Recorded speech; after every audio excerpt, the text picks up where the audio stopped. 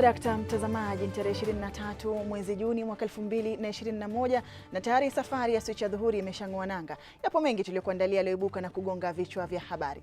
Niti hadi ya Mwasiwa na mtafsiri wa taarifa hizi kwa lugha ya alama ni Michael Maidhia, lakini kabla ya kukupasha uhondo wa taarifa tulizokuandalia, hizi hapa baadhi ya taarifa tulizozipa kipaumbele.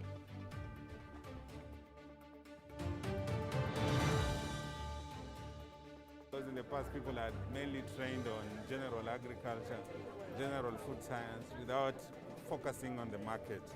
And so, yes, we are able to produce food, but we are not able to produce food that meets certain standards because we are not even aware about those standards. Mtaala mpya wazinduliwa kutumika na wakulima katika uzalishaji wa vyakula ili kuboresha ubora wa mazao, hususan yanayouzwa ughaibuni. Immunization, being the most cost-effective public health intervention, should be embraced dearly by all of us.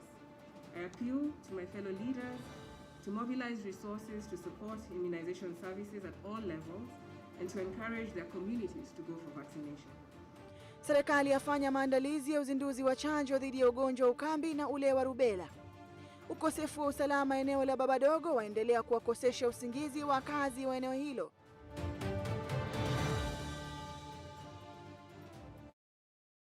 Barabara, karibu kwenye taarifa kamili za Switch Adhuhuri. Nikukumbushe tu unasema nasi moja kwa moja kupitia ujumbe mfupi ndani ya 111444111 au vile vile unaweza kulunga nasi @Switch TV Kenya kwenye mitandao yetu yote ya kijamii.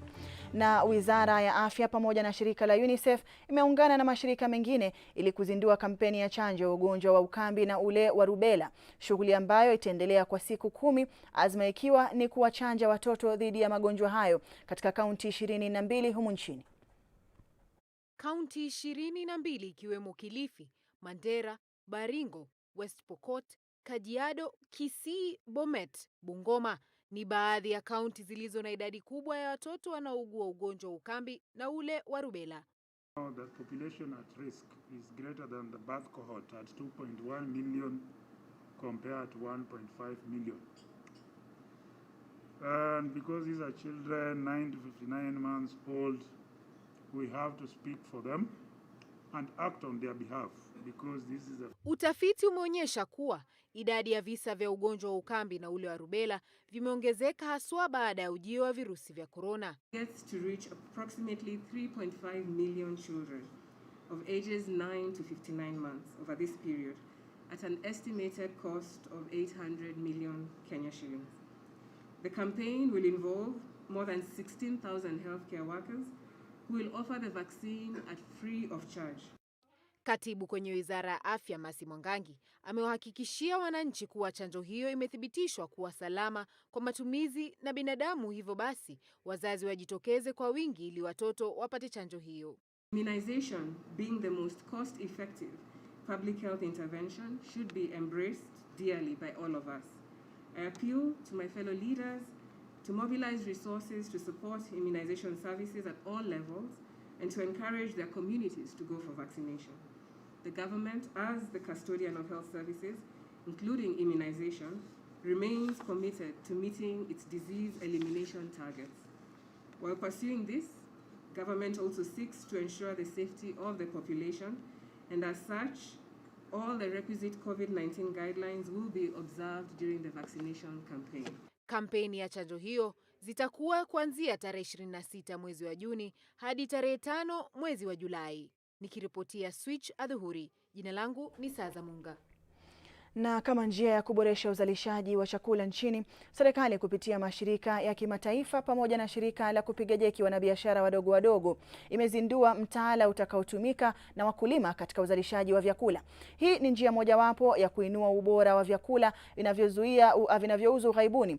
Baadhi ya vyakula ambavyo vitaangaziwa sana ni pamoja na bidhaa za mifugo, maembe, parachichi na maua. Mataifa ya ughaibuni katika miaka hivi karibuni yamekuwa kutilia shaka ubora wa vyakula ambavyo vinauzwa Ulaya.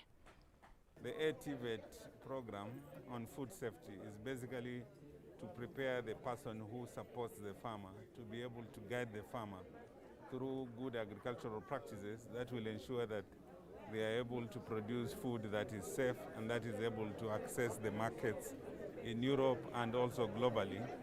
as a requirement of the various protocols that we have signed. Now, the agriculture sector, of course, contributes quite a great deal, almost a third. And that's why it's important to maintain the gains and even improve on the gains so that our farmers can continue to bring in the dollars. Right now, we largely depend on tea and the horticultural produce and our coffee for incomes, especially in this time when the tourism has been hit by COVID. So I think anything that can go towards meeting the needs of the European market as well as the rest of the world market is important for the economy and for the agriculture sector. Said curricula and been developed earlier on through the support of the GIZ, and therefore then to support the aspect of the Big Four agenda on sufficiency food or food security in this country. Even the food security was very key, and therefore a gap was identified in the area curricula, and that is why indeed we developed the curricula. In this development of the curricula, we want to engage the people in the industry, the experts themselves. They are the ones who knows what is required in their workplace, so that then the standard is established and even the trainees are trained on the same. And we get to know that this curricula will open a lot even to our own farmers who do not even, some of them do not have even a certification. Na wakazi wa Bahati katika eneo la Babadogo, kaunti ya Nairobi, wanalalamikia ukosefu wa usalama katika eneo hilo. Haya yanajiri baada ya chifu wa eneo hilo kutofautiana na polisi kuhusu umiliki wa afisi ya chifu ambao kwa sasa ipo katika kituo cha polisi cha Bahati. Wakazi hawa wanasema kuwa katika miezi miwili iliyopita, watu 9 wamehusika katika mashambulizi yanayotokana na utovu wa usalama. Sheila Ngetich anaeleza zaidi. Mafahali wawili wakipigana, nyasi huumia. Hii ni bayana katika eneo la Lakisama ambapo mzozano kati ya chifu na polisi wa eneo hilo umepelekea utovu wa usalama. Wakazi wa Babadogo wakilalamikia ongezeko la ukosefu wa usalama uliochangiwa na kutokuwepo kwa kituo cha polisi. Si kenye tunaweza sema ni insecurity. Insecurity ndio shida first of all. Kituo hiki cha polisi kishaanza kugeuzwa rangi na kupakwa zile za kambi ya chifu. Kamanda wa eneo la Starehe Julius Kiragu amethibitisha kutokea kwa tukio hilo, akisema kuwa kituo hicho kilichapishwa rasmi kama kituo cha chifu, ila katika mabadiliko ya hivi karibuni kiligeuzwa kwa kituo cha polisi. Wakazi wa eneo hilo wameitaka serikali kuingilia kati kupitia Wizara ya Mambo ya Ndani kwa kuwapatanisha polisi na chifu ili kusitisha mgogoro baina yao. Sheila Ngetich, Runinga ya Switch. Na tukiachana na hayo, waziri wa hazina ya kaunti ya Machakos Francis Maliti ameshtumu hazina ya kitaifa inayoongozwa na waziri Ukur Yatani kwa kutowajibika kugawa zaidi ya shilingi bilioni 1 zilizotengewa kaunti ya Machakos. Maliti ambaye pia ni naibu gavana na msimamizi wa mpango wa maendeleo ya kaunti hiyo amesema kuwa miradi ya maendeleo imesimamishwa huku wanakandarasi wakisalia kudai malipo yao kutoka kwa serikali ya kaunti. Wakati huo huo, aliwaambia wanahabari kuwa ucheleweshaji wa fedha umesababisha kupungua kwa kasi kwa kupokea kwa huduma baada ya kushindwa kupata fedha kutoka kwa hazina ya kitaifa kwa miezi 3. Aidha pia ametaja kuwa hospitali za kaunti ya Machakos zinakabiliwa na uhaba wa vifaa vya tiba vinavyowalazimu wanaotafuta huduma hizo kwenda kwenye taasisi za kibinafsi. That money was supposed to land to us from the national government, lakini haijaland, haijafika. Yeah? Kiasi cha kama bilioni 1, kama bilioni 1, total about 1 point something billion. Bado ni ukweli. For 3 months we have not received any coin from the national government. Kwa hivyo hiyo imetutatiza kiasi. Suppliers wetu tunaongea nao, survival ile tuko nayo, wengine wanakubali wakati mwingine kutupea hizo gloves. Kwa hivyo hilo ni janga ambalo is a problem which is not isolated to Machakos County. Na polisi wakamata misokoto ya bangi kilo 48 inayoaminika kuwa na thamani ya shilingi 480,000 katika kaunti ya Murang'a. Akithibitisha madai hayo, OCPD wa Murang'a Alexandra Lusara amesema kuwa walianza kuwa na shauku baada ya lori moja kuegeshwa eneo la kujaza mafuta, huku madereva na taniboi wa gari hilo kutaka kurekebisha tairi lililoharibika badala ya kutumia tairi mbadala. Gari hilo lilikuwa linasafirisha mchanga kutoka kaunti ya Moyale hadi Nairobi. Dereva na taniboi wa lori hilo wametiwa mbaroni wakingoja kupelekwa kotini.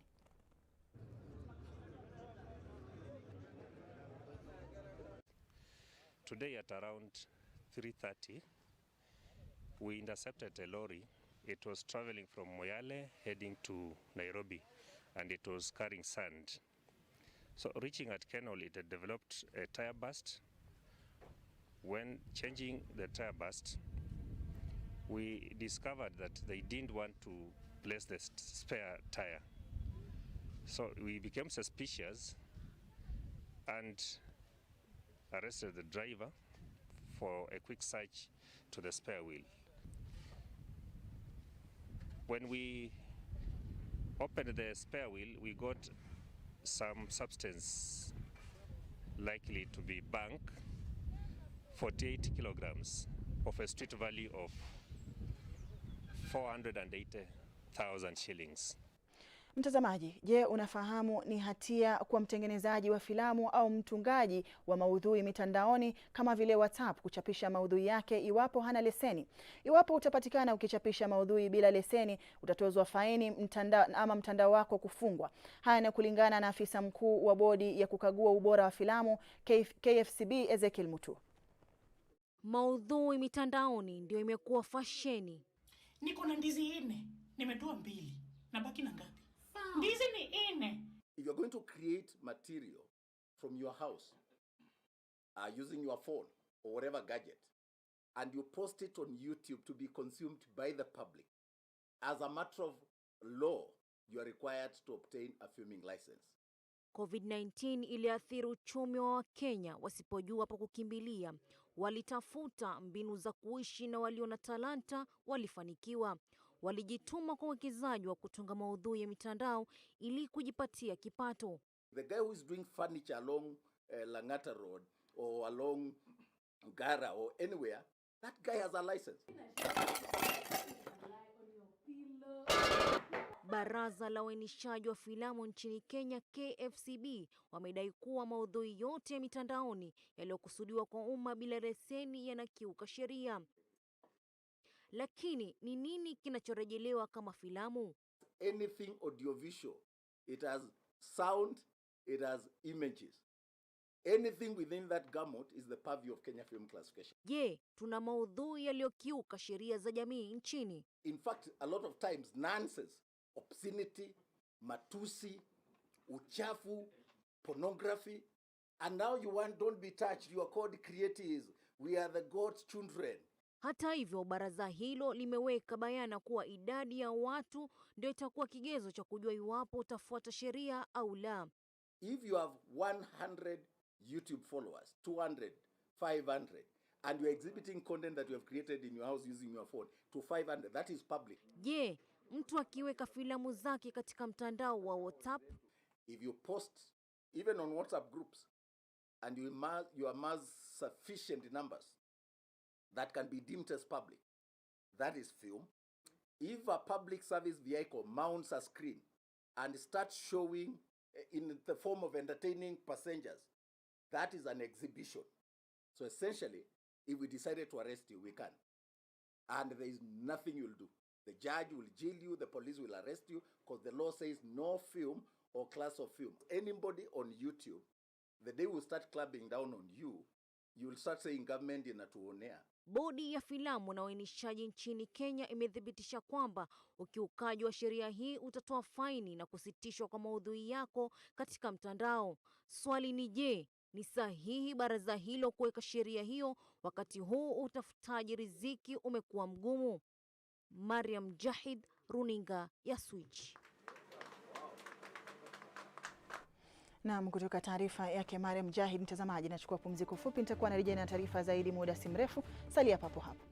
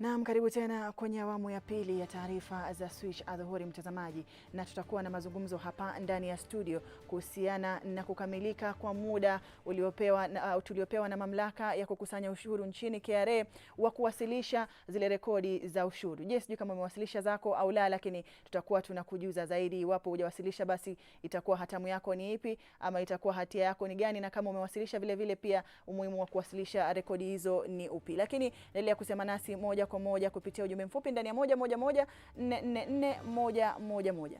Na Chuo Kikuu cha Sayansi na Teknolojia cha Masinde Muliro kilichoko mjini Kakamega kimetenga kima cha shilingi milioni 50 kinachonuiwa kufanya utafiti na kusaidia serikali kwa njia mwafaka za kukabiliana na janga la virusi vya korona. Wakati huo huo, Muungano wa Mataifa ya Bara Afrika AU umeanzisha mikakati ya kutengeneza chanjo dhidi ya ugonjwa wa COVID-19. Na vile vile, kulingana na mkurugenzi wa utafiti chuoni humo Profesa Peter Buhala, wataalamu wa utafiti, wahadhiri pamoja na wafanyikazi wengine chuoni humo watashirikiana kwa pamoja kufanya miradi 33 ya utafiti kuhusu janga la virusi vya korona, huku akiyataka mashirika yanayopambana na janga hilo kushirikiana na wataalamu wa utafiti.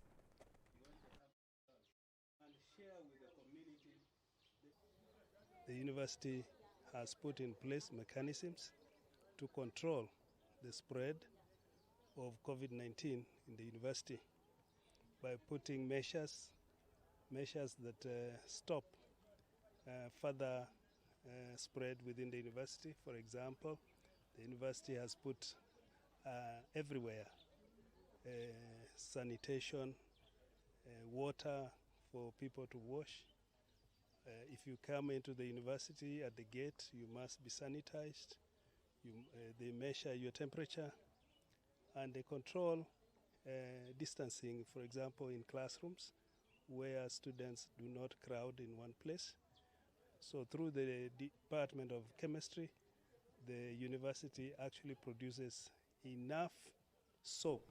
Kikundi cha wakazi kutoka eneo la Pwani kimeahidi kumuunga mkono naibu wa rais William Ruto na kupigia debe azimio lake la kuwania urais kama rais wa 5 wa taifa la Kenya. Wakiongozwa na mwanasiasa Ali Didi Abud, wakazi hao wamedai wataabiri gari la mahasla na kuhakikisha eneo la Pwani litaunga mkono umoja wa mahasla. Tuna mikakati ya kuenda kutangaza jina la hasla katika Kilifi County hata sehemu nyingine. Kwa hivyo sisi tumejitoa wenyewe kibinafsi. Hatukuambiwa na mtu, hatukudhaminiwa na mtu, bali tu ni msimamo wa mtu ambaye tunamuunga mkono. Yeye anatarajia kuwa rais kwa sababu maneno yake ni sahihi. Tumeamua sote kama wa Malindi kwa pamoja kumuunga Mheshimiwa DP Ruto. Kanisa Muslim sote tunamuunga Ruto.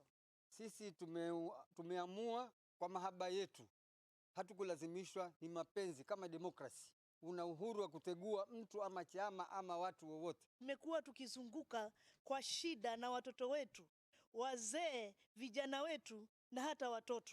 Tukitafuta hata ajira hamna. Hakuna hata wazungu tena Malindi sasa. Ya yake ni ya watu wote ambapo walete meza moja ili waweze kusaidia nchi hii. Mtazamaji, zimesalia siku 7 pekee kabla ya kukamilika kwa muda wa kuwasilisha rekodi zako kwa ushuru kwa mamlaka ya ukusanyaji ushuru KRA. Kwenye studio zetu hii leo tunaye Wanja Wang'ondu ambaye ni mkurugenzi wa mamlaka ya kukusanya ushuru nchini KRA, ambaye atatueleza hali halisi katika shughuli hii. Na vile vile ni nani anayepaswa kuwasilisha rekodi hizo na mambo mengine mengi. Na Wanja, kabla ya kuanza mazungumzo haya, karibu kwenye taarifa na vile vile studio za Switch. Asante sana. Na moja kwa moja najua Wakenya wengi wanayo taarifa ya kwamba wanapaswa kuwasilisha ushuru ama kuwasilisha rekodi zao za ushuru. Lakini nani haswa anayepaswa kuwasilisha rekodi za ushuru? Wale ambao tutakikana tufanye returns zetu before Tuesday next week ni kila mtu ambaye ako na PIN number. Na ukiangalia kwa PIN number yako upate uko na obligation ya income tax. Tunatakikana tu file returns zetu. Na mimi kama Mkenya ama Mkenya mwingine yoyote akikosa kusalimisha ama kuwasilisha rekodi zake kwenye mamlaka ya kukusanya ushuru, adhabu ni gani na labda vile vile hatia inakuwa ni gani?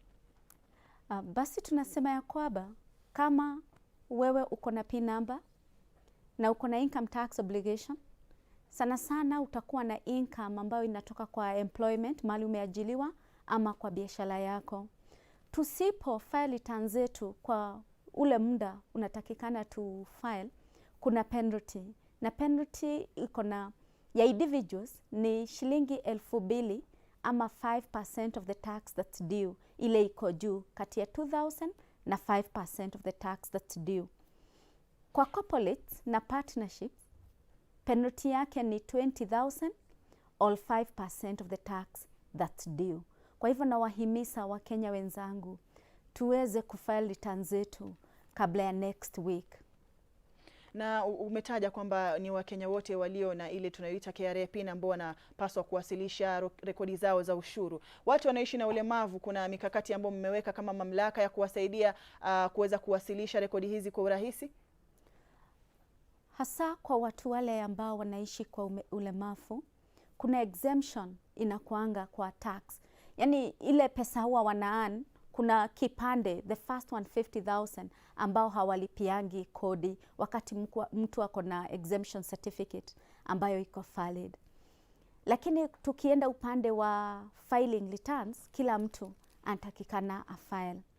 Tuko na namba ya simu ambao ningetaka kila mmoja wetu ambaye ako na shida ya kufile apige, na namba yenyewe ni 0711 099 999. Kama uko na shida yoyote piga kwa hii namba. Pia mweza tuandikia email kwa callcenter@kra.go.ke na tutaweza kujibu na tutaweza pia kukusaidia.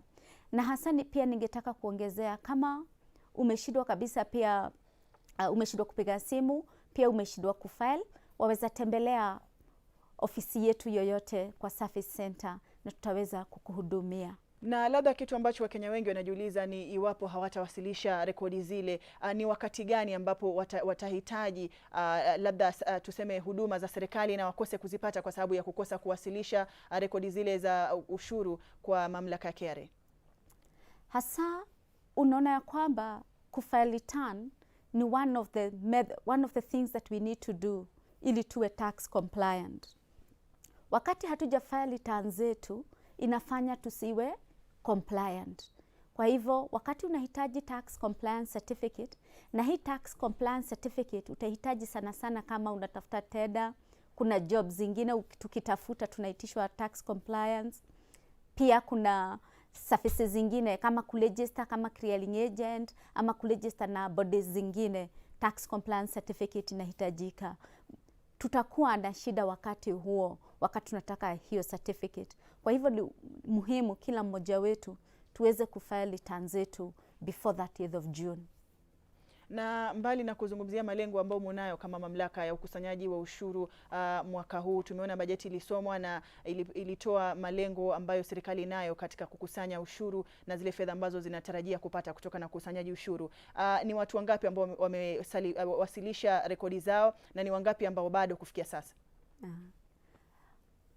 Mpaka wa jana tulikuwa na watu milioni 4 ambao wamesha file returns zao, na target ya mwaka wa leo ile target tuko nayo mwaka huu ni 5.5 million. Kwa hivyo tuko na kama milioni 1.5 ambao tunatarajia kwa hizi siku 7 watakuwa wamesha file. Na ni baadhi ya mambo gani ambao kama mamlaka mnahisi yanachangia katika Wakenya kutotii uwasilishaji wa rekodi za ushuru, na ni vitu gani vinaweza kufanywa kuona kwamba Wakenya wengi basi wanaendelea kujitoa na kuweza kuwasilisha zile rekodi? Kuna wale Wakenya ambao tumeongelesha wakasema ya kwamba ni vile hawajui kufile returns, na hao vile tumefanya ni kuhakikisha kwa mtandao wetu tumeweka videos ambazo zina guide ama step by step guide. Jambo lingine tumekuwa tukifunza kila mtu ambaye ako na PIN number na ako na income tax obligation, na hasa hata kuna training za kampuni kunazo zinaendelea mpaka siku ya kesho. Jambo lingine ambalo tumefanya ni kuhakikisha ya kwamba tuko na M-Service app ambao waweza file kwa simu, hasa wale ambao wana file nil returns. Na pia sasa hiyo aspect ya waweza pata support kutoka ofisi lolote letu. Kuna baadhi ya Wakenya ambao ulivyosema wanasema hawana ujuzi wa kuweza kujua kuwasilisha rekodi zile, na vile vile pia umesema kuna mafunzo ambao mnatoa. Kuna baadhi ya Wakenya ambao umri wao ni mkubwa sana na labda hawajui hata kuhusiana na kurudisha zile rekodi za ushuru kwa KRA, na watu kama hawa wenye umri zaidi ya labda miaka 60 mnawasaidia vipi ili waweze kuwa Wakenya ambao wanawajibika katika kurudisha zile rekodi za ushuru? Hasa huwa tunaelezea mtu ambaye ukijua ya kwamba you are not expecting any income and maybe you even don't need the PIN number, what you can do is you can put your PIN in dormancy ama deactivate the income tax obligation, because if you do not have the income tax obligation you'll not be expected to file your returns. But more so, we offer support. In fact, what we have noted is that for the people who are in their 60s, they have younger generations or children who help them in filing, and also the support from our offices. We are ready to offer this support any time. Asante sana Wanja Wangondu. Mtazamaji, huyo alikuwa ni mkurugenzi kutoka mamlaka ya kukusanya ushuru nchini KRA, na zimesalia siku 7 pekee kabla ya wakati ambao ulikuwa umewekwa na mamlaka hiyo kukamilika. Na iwapo hujawasilisha rekodi zako za ushuru, basi wajibika kama Mkenya uweze kuwasilisha rekodi hizo, kwani isipo faini ambazo utakuwa unatozwa iwapo hujawasilisha. Mtazamaji, kufikia hapo sina la ziada. Nimefika tamati ya taarifa za Switch Adhuhuri. Kwa niaba ya wote walifanikisha taarifa hizi nasema shukrani za dhati kwa kuungana nasi hadi tamati. Nimekuwa kwa hadi ya Mwasiwa na mwenzangu Michael Maidhia. Ile Emmanuel Terere atakuwa anajiunga nawe muda si mrefu ndani ya Diko Diko Viwanjani. Salia papo hapo.